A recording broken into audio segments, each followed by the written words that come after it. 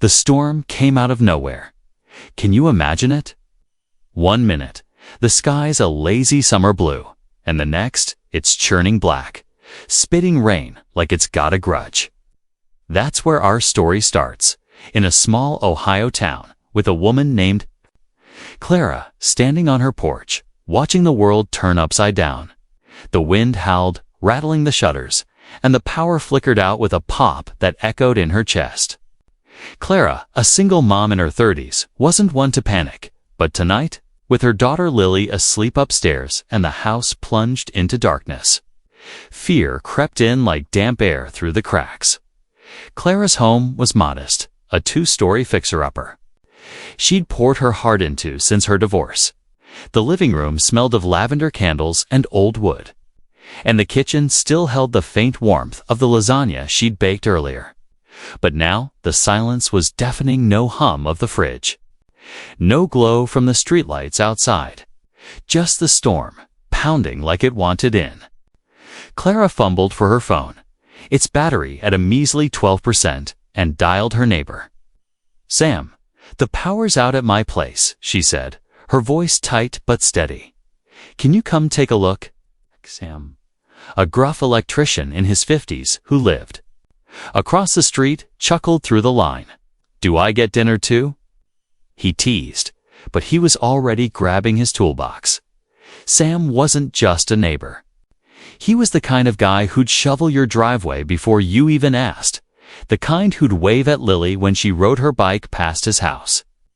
He'd been in town forever, a widower with no kids, his life a quiet rhythm of work and routine. But tonight, as he stepped into Clara's candlelit living room, his boots leaving wet prints on the hardwood, something felt different.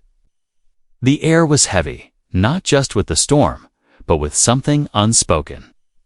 Clara's eyes were wide, her hands twisting the hem of her sweater. "It's just Lily's scared of the dark," she said, glancing toward the stairs. Sam nodded, his usual grumble softened. "Let's get you fixed up then." The first act of kindness wasn't loud or flashy. 'Twas Sam, kneeling in the basement, his flashlight beam cutting through the damp, musty air as he checked the breaker box. The storm had tripped everything, and a blown fuse stared back at him like a stubborn child. T didn't have a spare, not in his truck, not tonight. But instead of shrugging and heading home, Sam pulled out his phone and called his buddy Mike, a fellow electrician who lived a few blocks away. "You got a 30-amp fuse lying around?" he asked, rain drumming on the windows. Mike did, but his car was in the shop. Most people would have stopped there, called it a night, not Sam. He trudged through the downpour, his jacket soaked through, to pick up that fuse. Can you picture it? A man in his 50s, braving a storm for a neighbor he barely knew beyond. Small talk and waves back at Clara's. The lights flickered on just as Lily padded downstairs, her stuffed bunny clutched tight. Her small face lit up, fear melting into a grin. "You fixed it?" she squealed, throwing her arms around Sam's soggy frame. Clara's eyes met his, and for a moment, the room felt warmer than the candles could explain. "Thank you," she whispered, her voice thick. Sam just shrugged, but there was a spark in his eyes, like he'd remembered what it felt like to matter. But the story doesn't end there. The next morning, the town woke to a mess, down branches, flooded streets, and half the neighborhood still dark. Clara, grateful but restless, decided to pay Sam's kindness forward. She packed up the leftover lasagna, grabbed Lily, and headed to the community center, where folks were gathering to sort out the storm's aftermath. The center smelled of wet clothes and coffee, the air buzzing with tired voices and the clink of mugs. Clara didn't have much, but she had that lasagna and a heart full of purpose. She set up a table, offering food to anyone who needed it, construction workers clearing debris, families waiting for power, even old Mrs. Carter, who lived alone and hadn't eaten since the storm hit. Here's where things take a turn. Around noon, as Clara handed a plate to a weary lineman, she overheard whispers about Mrs. Carter. The old woman's house, A rickety Victorian on the edge of town hadn't just lost power, it was flooding. Her basement was underwater, and she was too stubborn to ask for help. Clara froze, her spoon hovering over the lasagna. She'd seen Mrs. Carter at the grocery store, always alone, always polite, but distant. Nobody really knew her story, but the whispers painted a picture. A widow. No family, too proud to admit she was struggling. Clara glanced at Lily, who was drawing pictures for the kids at the center, and made a decision. She rallied Sam and a few others, including Mike, who'd shown up to help at the center. They drove to Mrs. Carter's house, where the air smelled of mildew and despair. The old woman stood at her door, her gray hair pinned back, her eyes sharp but tired. "I don't need charity," she snapped, but her voice wavered. Clara didn't push. She just smiled and said, "We're neighbors, not charity. Let us take a look." That was the second act of kindness, quiet, persistent, undeniable. Sam and Mike waded into the basement, their boots sloshing through ankle-deep water, and got to work.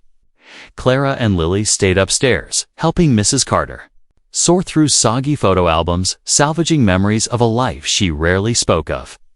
There was a picture of a young Mrs. Carter, laughing with a man in a Navy uniform, and for the first time, she opened up. "That was my Henry," she said, her voice soft. "Lost him in '82. Been on my own since. Can you imagine how that felt? To be seen, to be helped, not because you asked, but because someone cared enough to show up."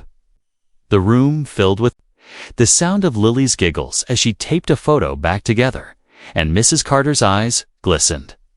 Downstairs, Sam and Mike rigged a pump to clear the water, their hands numb from the cold.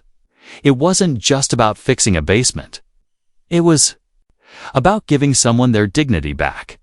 The climax came that evening, when the town gathered at the community center for a makeshift potluck. Word had spread about Clara's food, Sam's fuse run, and Mrs. Carter's rescue. People brought what they could: casseroles, cookies, stories. The room glowed with string lights powered by a generator, and the air smelled of chili and hope.